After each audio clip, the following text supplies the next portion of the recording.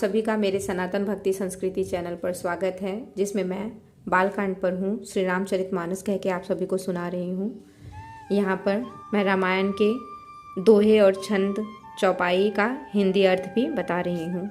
मेरे कथन में जो भी त्रुटियाँ हो, मैं आप सभी से निवेदन करती हूँ कि मेरे कमेंट में बताएं, और मैं श्री राम जी से भी अपने कथन में त्रुटियों के लिए क्षमा मांगती हूँ।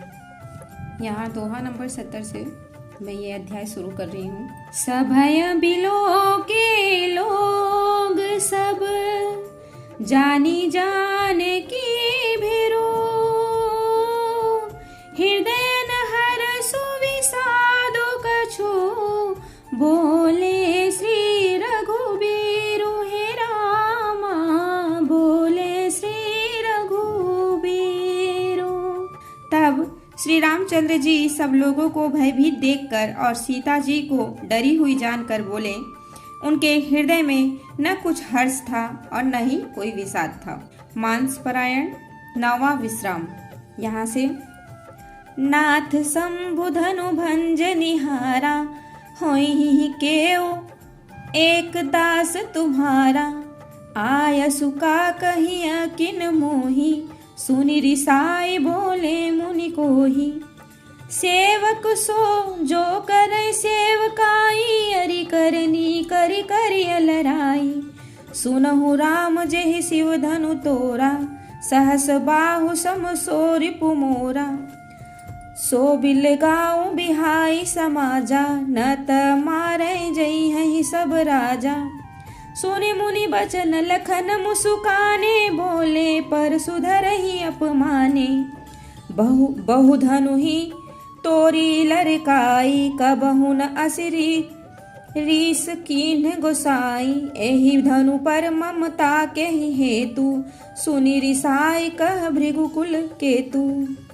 जय श्री राम।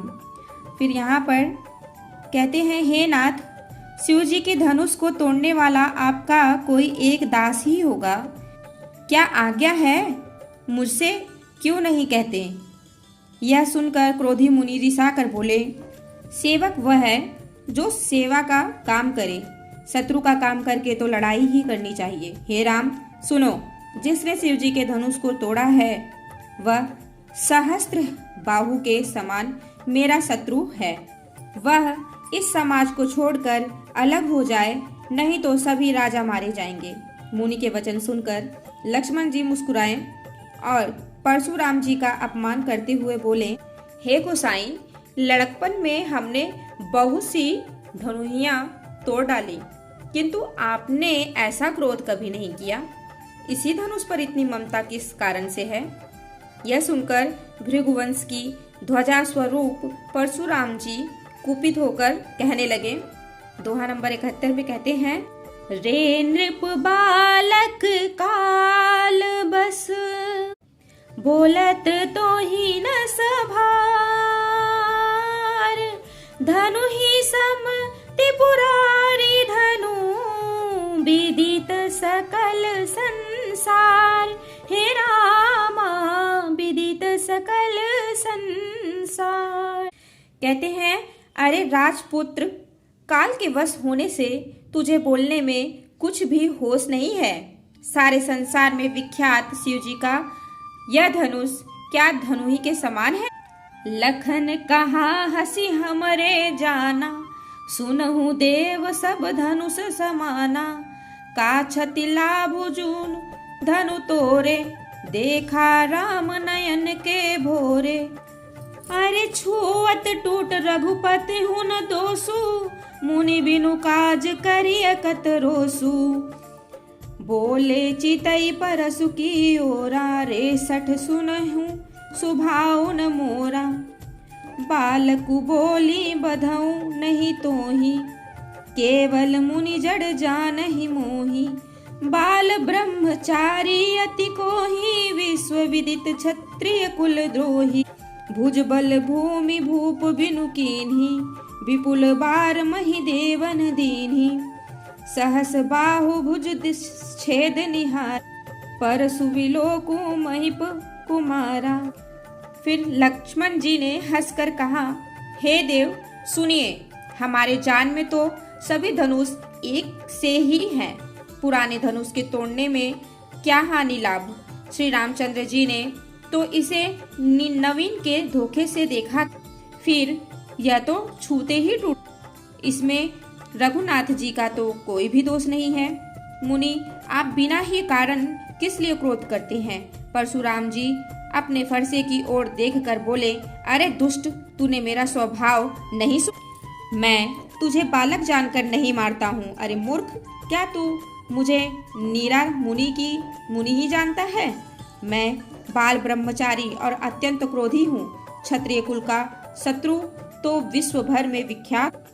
अपनी भुजाओं के बल से मैंने पृथ्वी को राजाओं से रहित कर दिया और बहुत बार उसे ब्राह्मणों को दे डाला।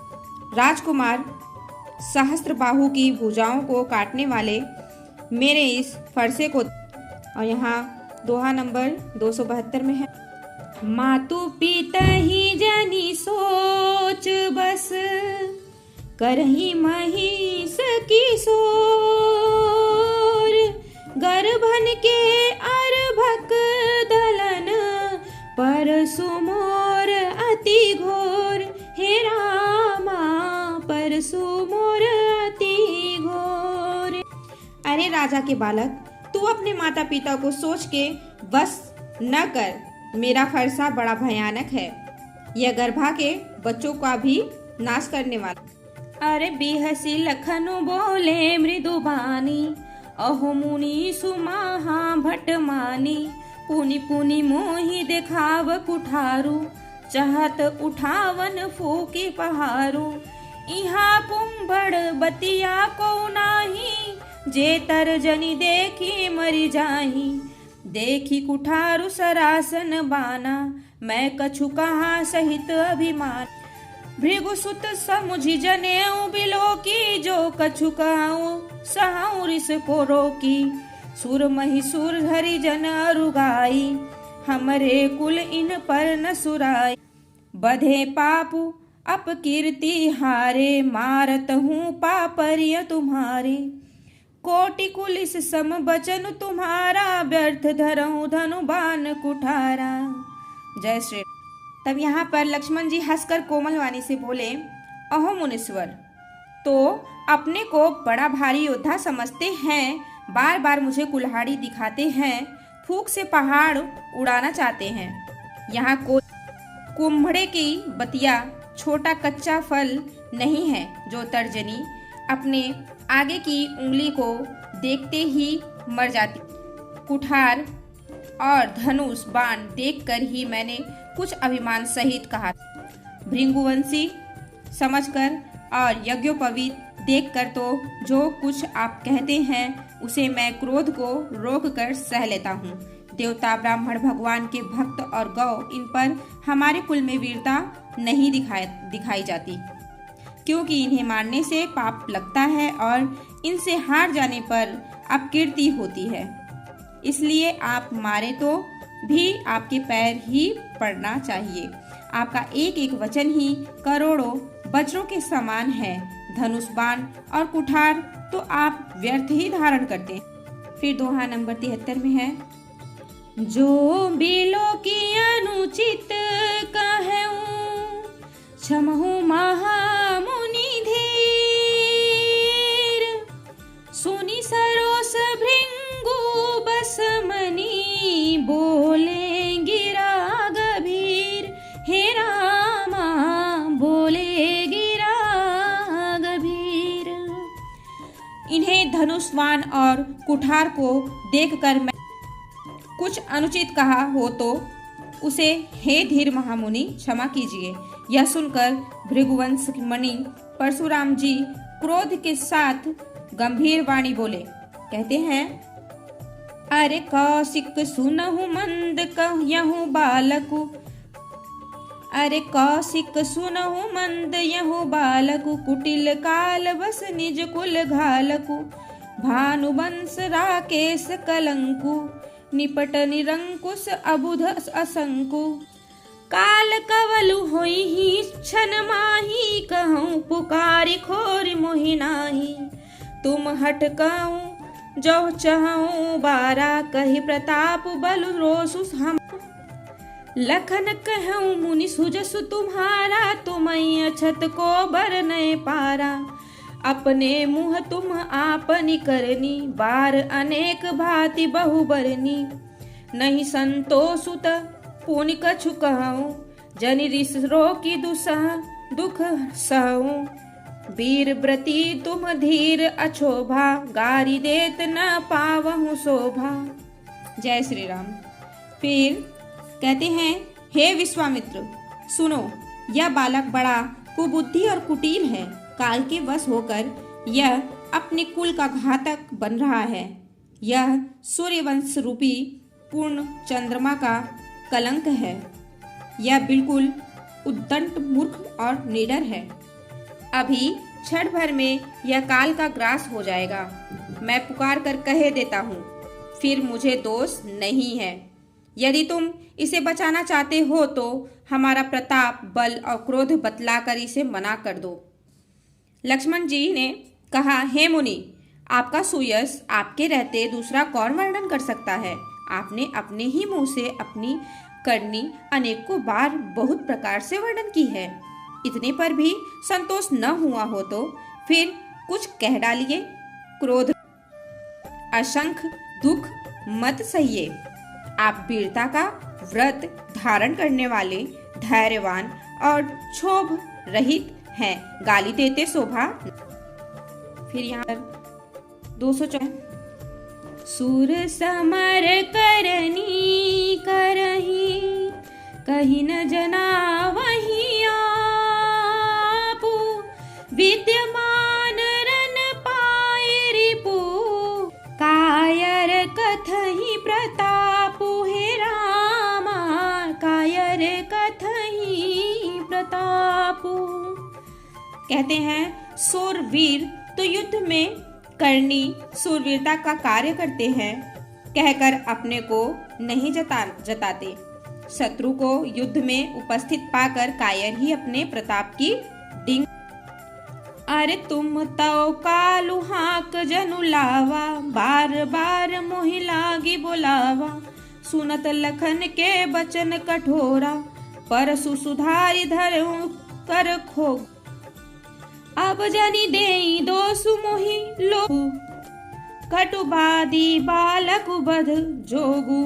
बाल बिलो की बहुत मैं बाचा, अब यहूँ मरने निहारन भाषाचा। कौशिक कहाँ क्षमीय अपराधु, बाल दोष गुण गणहीन साधु। खर कुठार मैं अकरुण, को ही आगे अपराधी गुरुद्रोही। उत्तर देत छोड़ऊ बिनु मारे, केवल कौशिक शील तुम्हारे। न त एहि काटी कुठार कठोरे, गुरहि उरिन होते श्रम थोरे। जय श्री राम। आप तो मानो काल को हाथ लगाकर बार बार उसे मेरे लिए बुलाते हैं। लक्ष्मण जी के कठोर वचन सुनते ही परशुराम जी ने अपने भयानक फरसे को सुधार कर हाथ में ले लिया और बोले, अब लोग मुझे दोष न दे। यह कड़वा बोलने वाला बालक मारे जाने के ही योग्य है। इसे बालक देखकर मैंने बहुत बचाया, पर अब यह सचमुच मरने को ही। तब विश्वामित्र जी ने कहा, अपराध क्षमा कीजिए। बालकों के दोष और गुणों को साधु लोग नहीं गिनते। परशुराम जी बोले, तीखी धार का कुठार मैं दया रहित और क्रोधी और यह गुरु द्रोही और अपराधी मेरे सामने उत्तर दे रहा है। इतने पर भी मैं इसे बिना मारे छोड़ रहा हूँ। सो हे विश्वामित्र, केवल तुम्हारे शील प्रेम से, नहीं तो इसे इस कठोर कुठार से काटकर थोड़े ही परिश्रम से गुरु से ऋण हो जाता। जय श्री राम। हर हर महादेव। बजरंगबली की जय हो। मैं अब यहीं पे विश्राम लेती हूँ। आप सभी को मेरा नमस्कार। सभी पे राम जी की कृपा बनी रहे। धन्यवाद।